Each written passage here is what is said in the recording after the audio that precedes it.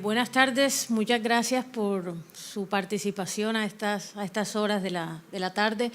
Voy a tratar de ser breve y quiero que hagamos una reflexión sobre lo que la medicina de precisión tiene para aportar desde el ángulo de los fenotipos alérgicos. Y podemos decir, en pocas palabras, que la medicina de precisión es el tratamiento correcto, en el momento correcto y a la persona correcta. Y eso se basa en el hecho de que diferentes personas recibiendo la misma prescripción, hay un grupo que tiene una buena eficacia y no tienen reacciones adversas, hay otro que tiene una pobre eficacia y reacciones adversas, hay otros a los que no les sirve el medicamento y no tienen reacciones adversas, y hay otros que tienen una buena eficacia pero tienen reacciones adversas. Entonces, la pregunta es, ¿cómo podemos identificar a cada uno de estos pacientes? Nosotros no tenemos, existe el ojo clínico, pero ese ojo no puede mirar a través de los epitelios, a través de los marcadores. Entonces, hay todo un cuerpo de investigación que está dirigido a que podamos, con las herramientas de la ómica, encontrar a cada uno de estos pacientes en sus diferentes fenotipos, como denominamos, y poder aplicar lo que es la medicina de las 4P, predictiva, preventiva, personalizada y participativa. Entonces, hay diferentes moléculas que podemos medir para hacer medicina de precisión. Una de esas moléculas son los genes, donde lo que se hace esencialmente es tipificar variantes genéticas. También podemos ver a nivel del epigenoma cambios en la metilación del ADN, cambios en las histonas, metabolitos que hacen parte de la fisiología, que incluyen aminoácidos, incluyen compuestos volátiles, transcriptos como las moléculas del RNA mensajero. Podemos medir proteínas en diferentes fluidos como citoquinas, quemoquinas. Hoy también se habla del exhaloma, que son lo que se denomina los breath prints, donde uno a través del aire exhalado puede empezar a identificar moléculas que pueden estar relacionadas con un fenotipo, o más adelante vamos a hablar con un endotipo típico de las diferentes enfermedades alérgicas, sobre todo las respiratorias. Hablamos también del exposoma. ¿Cómo podemos utilizar proxies? ¿De quién? De la microbiota, por ejemplo, para establecer enlaces con diferentes fenotipos alérgicos. Ya lo decía la doctora Elizabeth, ¿por qué el paciente con dermatitis atópica, no todos, pero un grupo grande de ellos, se colonizan tan fácilmente con el estafilococo aureus? ¿Por qué? Es que la colonización microbiana que tiene un paciente depende de su background genético, y si un paciente tiene defectos en todas estas redes de citoquinas que ella bien explicaba, es posible que si tiene un defecto va a ser más fácilmente colonizado, pero no podemos ir a medirle todas esas citoquinas. Estamos viendo el efecto, se coloniza. Entonces, desde el punto de vista microbiológico, hoy hablamos del exposoma para identificar ciertos pacientes. En la tesis doctoral del doctor Emiro Buendía, él encontró que, por ejemplo, que los pacientes asmáticos que tenían una obstrucción fija estaban más frecuentemente colonizados por Bellionella y ciertas especies de Proteus. Entonces, la pregunta es, ¿por qué ese tipo de pacientes se colonizan más fácilmente con esas bacterias? Hacia allá va todo esto del exposoma. Es decir, no medimos citoquinas, sino que miramos las bacterias que están relacionadas con los distintos fenotipos. Y también la parte de microbioma, bueno, este está directamente relacionada con exposoma también. Entonces, hay hasta el día de hoy algunos biomarcadores que ustedes todos conocen y que han sido ampliamente utilizados en alergias, como los eosinófilos en sangre, eosinófilos en esputo inducido, niveles de IgE total y específica, fracción exhalada de óxido nítrico y periostina. Se usan, están indicados como los biomarcadores que nos van a ayudar a definir el diagnóstico, pero yo a través de mis diapositivas les quiero mostrar que esto solamente es lo que vemos en la superficie. Hay cambios y alteraciones moleculares que llevan a que estos aspectos cambien, y tenemos que reflexionar si estos eosinófilos y si estos niveles de IgE total específica y si este feno es aplicable en nuestro medio como biomarcador de alergia, y si en realidad necesitamos movernos hacia otras cosas que podamos medir en otros tipos de muestras y otro tipo de moléculas. Entonces, para que podemos hablar de que estos biomarcadores te van a indicar algo, hablamos de que indican endotipos. Y el endotipo es el mecanismo molecular que explica un tipo específico de paciente.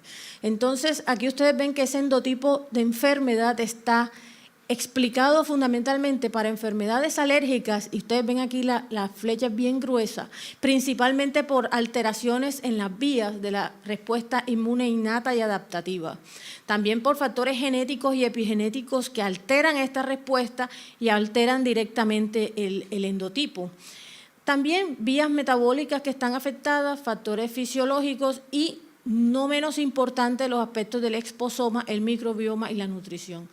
Hacia donde nosotros vamos hoy en día es a caracterizar cada uno de estos endotipos y ver el efecto relativo que tienen cada una de los otros daños. Por ejemplo, la barrera epitelial. Es cierto, en las enfermedades alérgicas, la alergia, como yo la concibo, es un problema de barrera epitelial, porque por ahí entran los alergenos, por ahí se activan, ya sea en el intestino, ya sea en la piel, ya sea en el árbol respiratorio. Pero sí, la contribución de esa barrera epitelial es distinta dependiendo de los endotipos de los pacientes, y eso tiene repercusiones para las terapias que se están diseñando y las terapias que se aplican en la actualidad.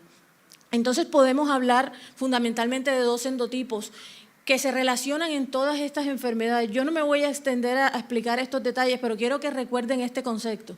Hablamos de endotipo T2 y endotipos no T2. T2, hablan de TH2, pero yo sugiero, y algunas personas sugieren hablar de T2, porque las células TH2 no son las únicas que están implicadas. Están las células innatas linfoides de tipo 2, están las células epiteliales, están otros linfocitos que también participan en esto. Entonces vamos a hablar de que es una inmunidad de tipo 2, donde está aumentada la interleuquina 4, la interleuquina 13, la interleuquina 5, la 9, la 22, todo esto de lo que ya estamos hablando. Y ustedes pueden ver que estos endotipos T2 tienen cierta superposición con el fenotipo.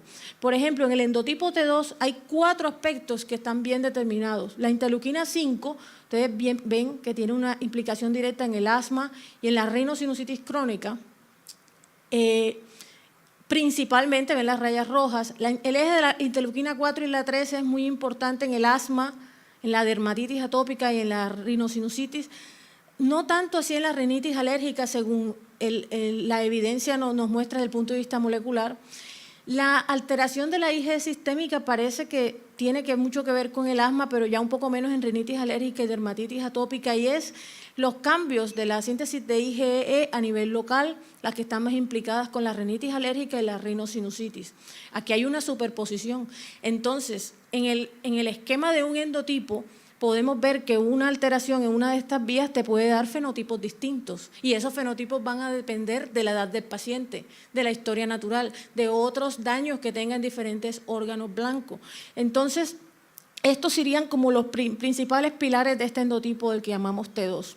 Ahora está el endotipo no T2, donde tenemos la inflamación neutrofílica, muy importante en el asma, en la rinitis y en la rinosinusitis crónica, la vía TH17, que es muy importante. En los pacientes con eczema atópico hay un componente muy importante de inflamación TH17, así como en el asma, en la rinosinusitis y en la dermatitis. Los defectos de barrera cutánea que están involucrados en todas las alergias, como ustedes pueden ver aquí. Y también lo de la inflamación neurogénica, que es muy importante en la dermatitis atópica y en la rinitis alérgica. Entonces, ¿cómo podemos combinar todo esto? Es importante, y es importante hacerlo porque hay que saber, cuando se evalúa al paciente, qué tipo de endotipo o digamos de fenotipo estamos hablando, qué puede ser lo que está explicando la sintomatología. Entonces, cuando uno tiene una población al azar, usualmente aquí hay un grupo de respondedores que involucra el endotipo 1, el 2 y el 3, y entonces digamos que dentro del endotipo 1 aquí está el grupo que responde a ese tratamiento, pero de todo el universo de que se trata. Pero cuando se hacen ensayos clínicos, usualmente se pican o digamos se seleccionan los pacientes como quien pica cerezas en un bosque, ¿cierto? Entonces digamos que los que responden hacen parte de un grupito que son los del endotipo 1. Entonces, la pregunta y hacia dónde vamos es, la medicina de precisión nos debe proporcionar herramientas para trabajar, digamos, en hacer que los del endotipo 1 sean los respondedores, pero necesitamos medicamentos para el endotipo 2, para el endotipo 3, y así poder darle una atención personalizada. Entonces, ya esto lo comentó la doctora Elizabeth, no voy a hacer mucho énfasis en esto. Lo que sí quiero comentar es que definitivamente en las poblaciones afroamericanas hay unas diferencias en el tipo de inflamación, y puedo adelantarles que nosotros hemos estado por largo tiempo ya estudiando la estructura del gen de la filagrina en las poblaciones descendientes con ancestría africana, y definitivamente esas poblaciones carecen de lesiones conocidas en el gen de la filagrina. Parece que las mutaciones están en otros genes, y eso se refleja en que este tipo de dermatitis atópica en estos pacientes es distinta, es como una liquenificación, tiene un aspecto que difiere del fenotipo que se observa más que todo en los caucásicos. Entonces sí, doctora Elizabeth, en esta población que nosotros estamos manejando hay unas diferencias en la distribución de genes de filagrina y de otros, y hemos encontrado recientemente en 34 genomas de Palenque que puede haber una en el gen que se llama DOC8, que está relacionado con el síndrome hipereosinofílico con susceptibilidad a infecciones. Entonces, eso por ese lado pudiera estar relacionado. Entonces, estos mecanismos difieren en diferentes poblaciones, y si hacemos un resumen, en la dermatitis atópica, nosotros tenemos el fenotipo T2, ¿cierto? En el fenotipo T2, usted puede aplicar un anti-IL-5 o ILR5, o receptor de interleuquina 5, puede aplicar un anti-LR4, del receptor de interleuquina 4, pero esto no le va a explicar todo. ¿Por qué? Porque es que hay otros aspectos de la inflamación que no están contemplados por estos ejes. Por ejemplo, aquellos pacientes donde su principal problema es una disfunción epitelial que no es de tipo T2 y que tiene otros componentes de inflamación de queratinocitos, etcétera. Hay estudios que muestran que se benefician de la anti-IL-17, por ejemplo. Y si usted va a tratar pacientes que son muy, digamos, estos adultos jóvenes que les inicia la dermatitis atópica, existe la anti-IL-22. Estos no están disponibles aquí en Colombia, pero en este momento. Pero lo que yo les quiero plantear con esta diapositiva es que cada paciente es una combinación de todas estas cosas. Entonces, ¿cuántos monoclonales hay que colocarle a cada uno? Es complicado. Ninguna de estas moléculas por sí sola va a ser capaz de afectar todos los ejes primordiales de la enfermedad, sobre todo por este aspecto de los estadios. En el estadio me refiero al estadio de la enfermedad y la edad del paciente. El anti-IL-22 tiene unos fenotipos muy bien indicados. Entonces, quiero hacer ahora un comentario con respecto a lo de las moléculas que nosotros vemos alteradas en los pacientes, pero que, digamos, son el proxy, como les decía, es lo que uno ve en la superficie. Hay la expresión alterada de interleuquina 3 en pacientes con dermatitis atópica severa. Esa expresión alterada yo encontré, y fue el objeto de mi tesis doctoral, que provenía principalmente de los linfocitos que denominamos CD4 positivos, CLA positivos. Entonces, ustedes pueden ver aquí, este es el locus de la interleuquina 13. En esas células, aquí hay un sitio de metilación que ustedes ven que está menos metilado en los pacientes. Esa disminución en la metilación se correlaciona con un aumento en la expresión de interleuquina 13. Y ustedes pueden ver aquí que a mayor metilación, más expresión de la interleuquina 13. Esas células infiltran toda esa piel y observen, imagínense toda esa interleuquina 13 siendo producida ahí. Entonces, es un factor, digamos, que es muy importante en la patogénesis, eso es cierto. Pero, ¿qué lleva a que la interleuquina 13 se exprese de esa manera? No es la interleuquina 13, son las otras moléculas de la vía de la interleuquina 13 que terminan llevando a eso. Entonces, ustedes pueden observar aquí las diferencias en diferentes genes a los cuales llega a ese punto. Entonces, en este fenotipo de dermatitis atópica severa, pienso que es necesario profundizar aún más para encontrar moléculas que sean más específicas de ese fenotipo, porque la interleuquina 13, esto se comparte con otras enfermedades. Entonces, es como para explicarles que en esta búsqueda de biomarcadores, esta es, digamos, la consecuencia, pero hay otras que están más allá. Y en ese sentido, lo veremos venir. Hay una tendencia ahora a buscar inhibidores o moléculas que están relacionadas con las vías de las JAK quinasas, que están directamente relacionadas con el ASB2, con el SHB3 y todas estas moléculas que descubrimos definitivamente alteradas en estos pacientes con eczema atópico. Entonces, otro aspecto que quiero mostrarles aquí con respecto a lo de medicina de precisión es que no todos los pacientes son iguales. Bueno, eso lo saben ustedes, pero nosotros hicimos un screening. Imagínense que en una lámina de vidrio ustedes coloquen todos los antígenos posibles del Human Atlas y busquen anticuerpos IgG contra autoantígenos. Entonces resulta que nosotros encontramos un fenotipo de dermatitis atópica que, si ustedes pueden ver aquí la frecuencia, no es muy alta de positividad, pero es una cosa exclusiva de los pacientes con eczema atópico severo. Aproximadamente el 10% de esos pacientes tenían autorreactividad a esta proteína que se llama S100A12. Y eso no se observó en ninguno de los controles sanos que observamos. ¿Qué es interesante de estas autorreactividades en estos pacientes con dermatitis atópica severa? Que no estaba, observen, en los pacientes que eran negativos al Padiatop, que es la alergia, digamos, medida por IgE a 8 alergenos ambientales, la frecuencia se observa es alta, aproximadamente el 15% de los que están negativos, comparado a los que están positivos. Y a los que tenían la IgE total elevada, bueno, aquí usamos un punto de corte de 122 porque estos son pacientes suecos, y allá la IgE total es mucho más baja que aquí, pero observen que los que tienen la autorreactividad usualmente tienen niveles de IgE total que están por debajo de 122. Entonces, ¿qué quiere decir esto? Que hay otros mecanismos más allá de la historia de la interleuquina 13, como pueden ver aquí, está el S100A12, esto es un ligando del receptor que se llama el SRAGE, que es el receptor de productos avanzados de glicación, una molécula muy inflamatoria. Entonces, ¿qué vamos a hacer con estos pacientes con dermatitis atópica donde su problema es un problema de autorreactividad y donde el eje que está alterado implica vías de la respuesta que no es activación de NF-κB y vía de MAP quinasas? Son fenotipos y es hacia donde vamos, identificar aquellos que son de la vía de la interleuquina 13 y identificar aquellos que son de la autorreactividad. Con respecto a lo de la diversidad microbiana, quería comentarles de que la gran mayoría de los pacientes están colonizados por Staphylococcus aureus y de hecho ellos tienen una disbiosis y una reducción de la diversidad microbiana. Esa colonización, hoy se habla de que puede ser un endotipo de dermatitis que incluye una enfermedad más severa, funciones de barrera reducida y aumento de IgE, eosinófilos y aumento de estos marcadores. Quería comentarles este estudio, fue publicado este año y aquí mencionan que la dermatitis atópica con alergia a alimentos es un endotipo particular.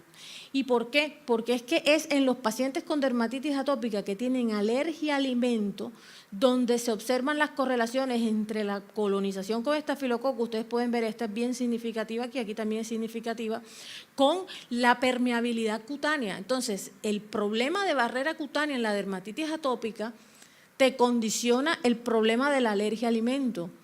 Y el problema de la alergia a alimento de alguna manera está ligada con este asunto del estafilococo. Entonces, ¿qué fue primero? ¿La alergia cutánea, la alergia alimentaria o la colonización? No sabemos, pero lo que sí está claro es lo que esto está mostrando es un daño de barrera.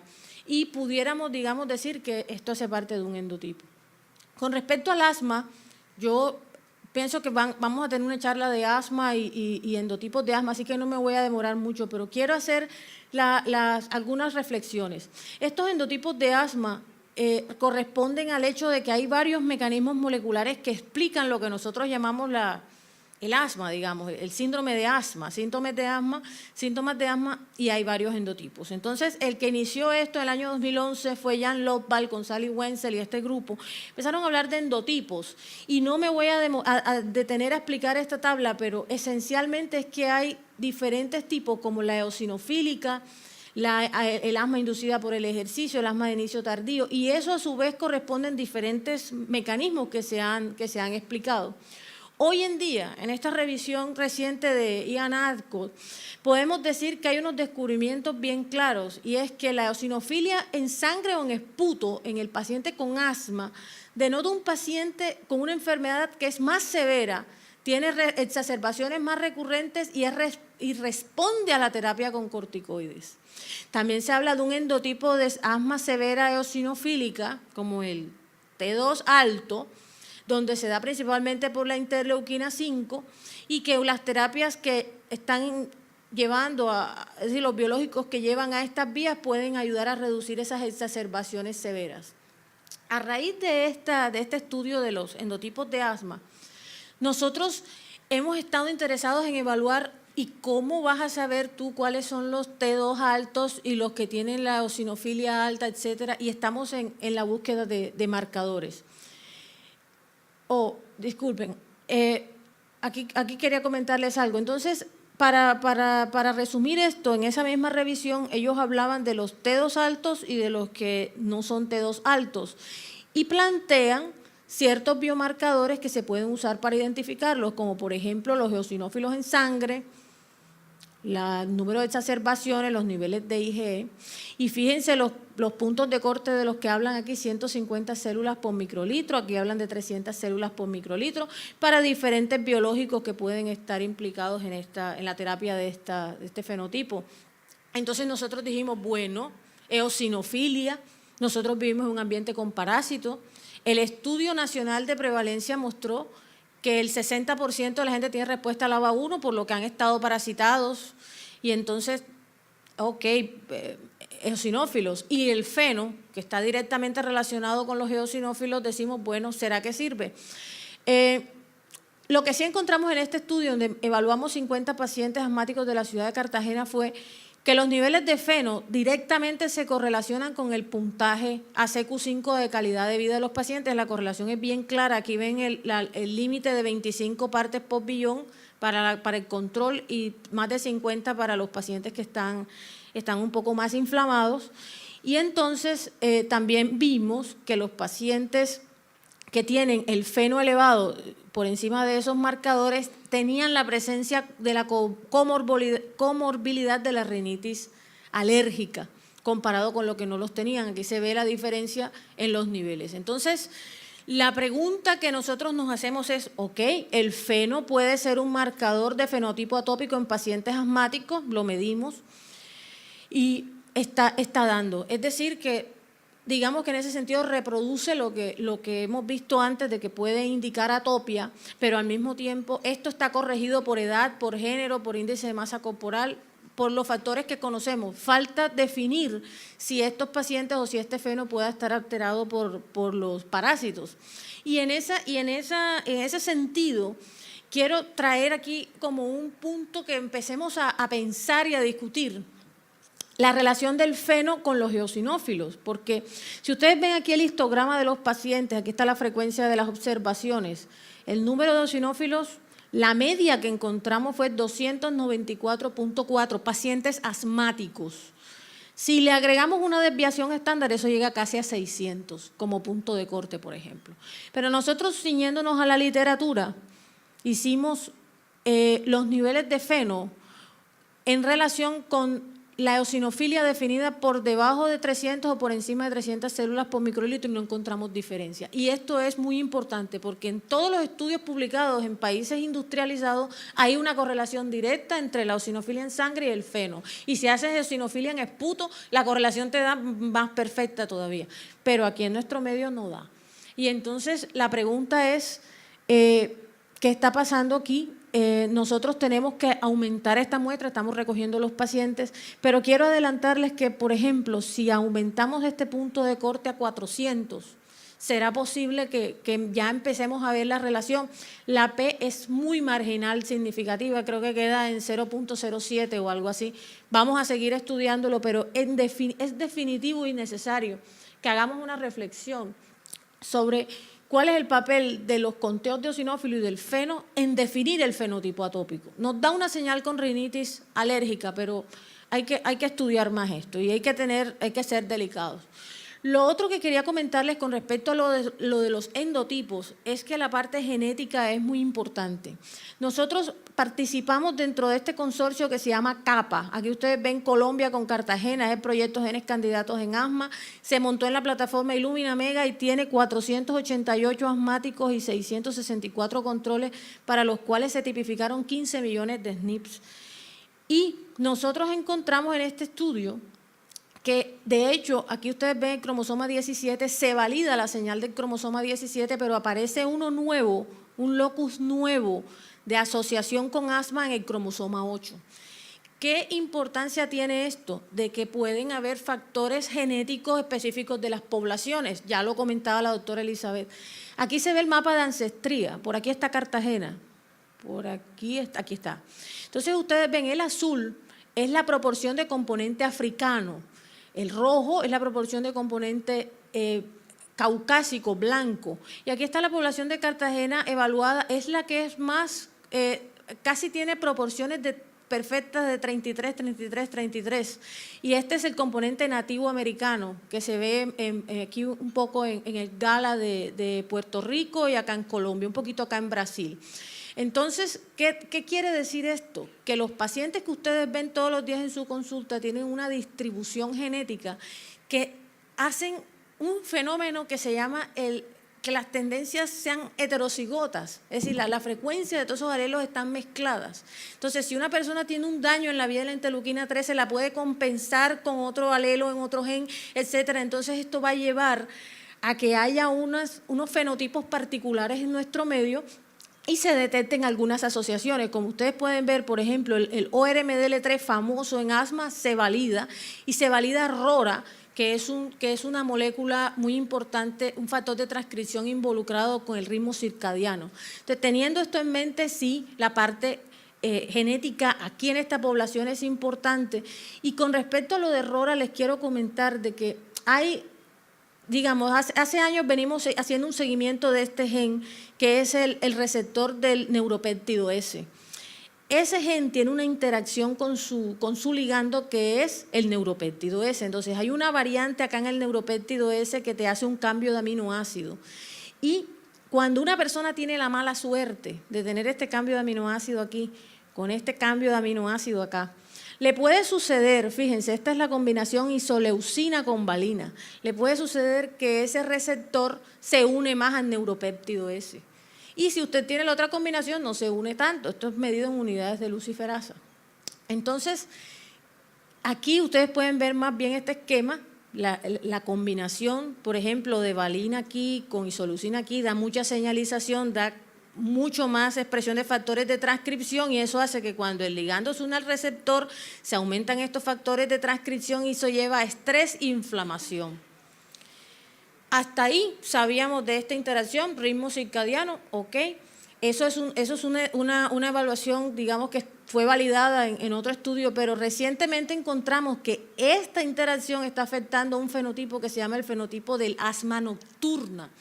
Entonces, esos son pacientes que tienen muchas exacerbaciones con síntomas nocturnos, pero no necesariamente son pacientes que tienen una severidad que, digamos, amerita determinado tipo de tratamientos. Entonces, aquí ustedes pueden ver que estas interacciones se validaron en el estudio Magic-Isaac de Alemania, en el MAS de allá de Reino Unido y en la corte BAMSE de Suecia, y efectivamente aquí están los valores de P para el fenotipo de asma nocturna. Entonces podemos decir de que ya estamos encontrando como endotipo, ¿sí?, el mecanismo de eso que nosotros vemos en los pacientes, y todos ellos tienen una explicación. ¿Por qué esto puede ser importante? Porque este receptor, si ustedes lo ven aquí, mírenlo, es un receptor acoplado a proteína G de dominio transmembrana, y lo que se está haciendo hoy en día es el docking, ver cómo se pueden bloquear este tipo de receptores, tal como usted aplica el salbutamol. Es posible que dentro de unos años podamos proporcionar moléculas que vayan a trabajar sobre todos estos receptores y que puedan ayudar a determinados endotipos de enfermedad. Entonces, en conclusión, podemos decir de que se necesita identificar más biomarcadores que definan mejor los fenotipos alérgicos, más allá del eosinófilo, más allá del óxido nítrico, Tenemos que seguir trabajando en eso. Y el uso de nuevos fármacos biológicos en alergología se beneficiaría de los biomarcadores que ayuden a identificar mejor a los pacientes. Si eso es lo que tenemos, tendríamos entonces que validarlo en nuestro medio, sería el paso a seguir. También puedo concluir de que la alergia alimentaria y la predisposición a anafilaxis es de gran interés, pero los estudios sobre biomarcadores de estos fenotipos son muy escasos. Y yo quiero invitarles a los que tengan cohortes de pronto con pacientes de alergia a alimentos o alguna de estas cosas, que podamos hacer algunos estudios de biomarcadores, porque es muy pobre. Y lo que realmente les puedo comentar es que al parecer está esta relación con la barrera la disrupción de barrera en alergia alimentaria, pero por lo demás es muy poco lo que sabemos. Y el uso de alergenos purificados y las plataformas para evaluación por múltiples ayudará al diagnóstico de precisión. Yo pienso que no hay nada más preciso, bueno, quizás lo que se hace con cáncer, pero la alergología es una especialidad de medicina de precisión, porque usted le hace una prueba cutánea al paciente y está tratando lo que usted puede tratar desde el ángulo de la inmunoterapia. Aquí vamos a complementar esto con los marcadores, pero ahora que vienen los alergenos purificados en múltiplex, pensamos que puede ser también una herramienta de esto. Entonces, recuerden la persona adecuada, el test adecuado y la interpretación adecuada. Y bueno, a seguir trabajando con estos biomarcadores. Le quiero agradecer a mi universidad, a Colciencias, que financia nuestros estudios, al Instituto Karolinska, con el cual mantengo muchas colaboraciones para acceso a todas estas plataformas, y al grupo del consorcio CAPA, del cual les mostré, estamos haciendo la identificación de estos marcadores, a los organizadores y a la clínica respiratoria que nos está colaborando también con algunos de estos proyectos. Y por supuesto, si ustedes tienen dudas o inquietudes, les agradezco, me escriban ahí.